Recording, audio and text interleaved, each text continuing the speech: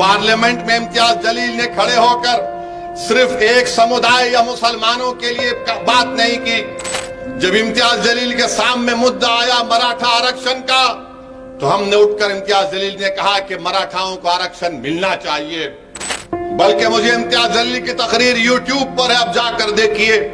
इम्तियाज जलील ने कहा था कि मराठाओं को धोखा दिया जाएगा और कोर्ट से इसको रद्द करवाया जाएगा। वो वैसे ही हुआ। फिर हमने कहा कि मराठाओं को मिलना चाहिए। फिर जब मुसलमानों के आरक्षण का मसला आया तो हमने कहा कि महमूद रहमान कमेटी की रिपोर्ट है, उस रिपोर्ट की बुनियाद पर जो बम्बई हाई कोर्ट ने अपहेल्ड किया, मिलना चाहिए। जब दंगर समाज के रिजर्वेशन का मसला आया, इम्तियाज जलील खड़ा हो गया और कहा क्यों नहीं मिलता दंगर समाज को रिजर्वेशन, मिलना चाहिए। अरे आपके हर मसाइल पर महाराष्ट्र में आपके 48 एमपी जीत कर जाते हैं। कितने? 48।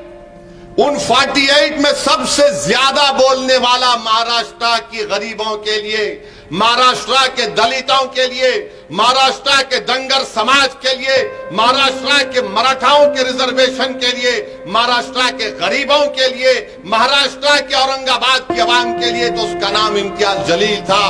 दूसरे भी जीत कर गए मगर मुंह नहीं खोलते थे, मुंह नहीं खोलते थे। क्या बात करते थे? हमारा पार्टी, हम इसको तोड़ के आ गए, हम उसको लेकर आ गए। महाराष्ट्र की आवाम के लिए, गरीबों के लिए अगर कोई बात कर रहा था तो 5 साल तक भारत की पार्लियामेंट में इम्तियाज जलील था। मेरे अजीज दोस्तों और बुजुर्गों, जो लोग इम्तियाज जलील को गाली देते हैं, अरे बताओ, इसी वैजापुर में यहां पर एक गांव में एक मंदिर के लिए इम्तियाज जलील ने अपने एमपी लैंड फंड से 15 लाख रुपए दिए। कौन सा घर विलेज है ना, वाकला मनूर गांव में, वहां पर इम्तियाज जलील ने दिए। क्यों दिए?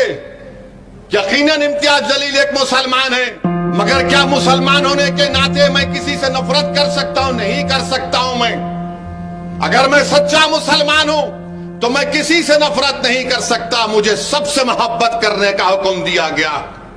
यह काम इम्तियाज जलील ने किया।